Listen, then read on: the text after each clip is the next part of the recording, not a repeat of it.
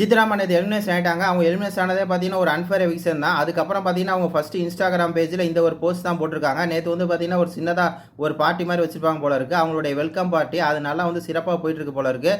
அதான் அவங்க எடுத்து பார்த்தீங்கன்னா தன்னுடைய இன்ஸ்டாகிராம் பேஜில் வந்து போட்டிருக்காங்க. முக்கியமாக தன்னுடைய கணவர் சாஜி இருக்கார்ல, அவர் வந்து பார்த்தீங்கன்னா வேறு லெவலில் விசித்ராமாவுக்கு வந்து ஒரு வார்ம் வெல்கம் கொடுத்துருக்காரு. அது மட்டும் இல்லாமல் இதுக்கு முன்னாடி சீசனில் கலந்துக்கிட்ட ரித்விகா இருக்காங்க இல்லையா, அவங்களும் வந்து பார்த்தீங்கன்னா அவங்களுடைய பார்ட்டியில் போய் நல்லா வந்து பார்த்தீங்கன்னா ஒரு வார்ம் வெல்கம் வந்து விசித்ராமா கிடச்சிருக்கு.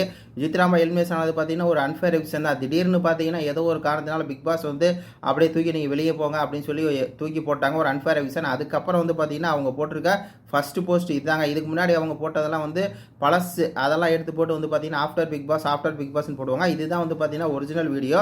எல்லோரும் பாருங்கள். நன்றி, வணக்கம்.